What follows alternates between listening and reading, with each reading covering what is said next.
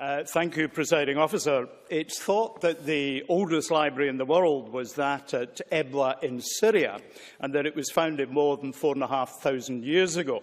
As such, it was based in what was then, and is again, a turbulent area of the world.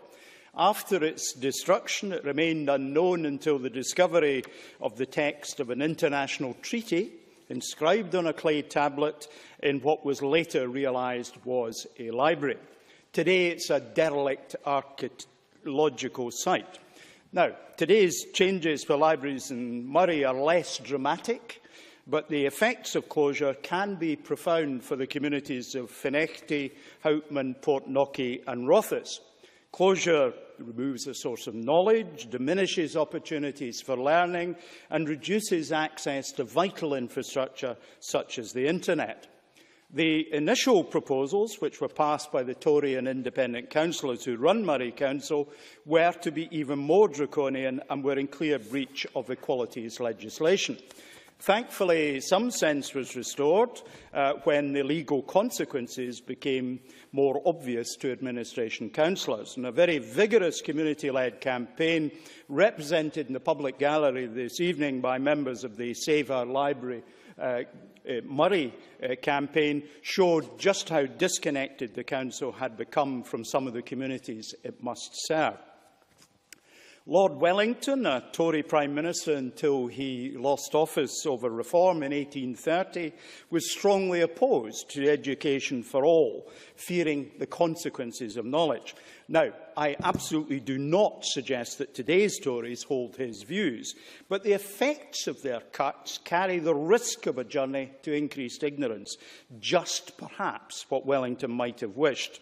But for a party of business, there are also practical effects to deplore. In rural Scotland, access to broadband can be limited or absent.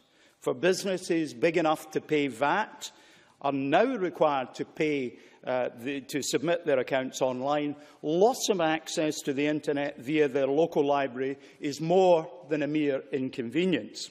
It takes time out of running a business, increases their costs and risks default on tight HMRC rules when they have to travel further to access a terminal in their library. And for the unemployed, access to the internet is vital to get access to the benefits to which they are entitled. And of course, the unemployed are much less likely to have access in their own home to the internet. And for Moray Council itself, they now rely on the internet for people who want to get a council house, to use that means of accessing that council service and increasing numbers. So libraries are not simply about books.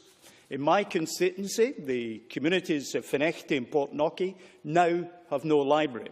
I know that my colleague Richard Lochhead, who is in Brussels tonight, texted me to share his concern in a similar way about the communities of Houtman and Rothes in the area he represents. The closures are driven by the need to manage the Council's costs.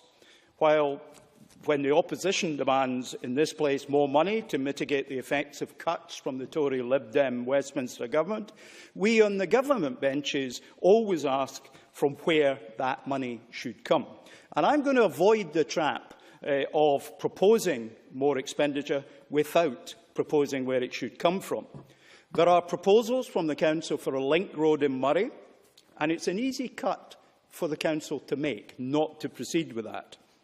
It saves much more than is needed to keep the libraries open, and it opens for the Council a wide range of other options which their current financial spending plans deny them. It would respond to genuine and very significant public concern about the proposed route for the new road, and cancellation would protect important parts of the local environment.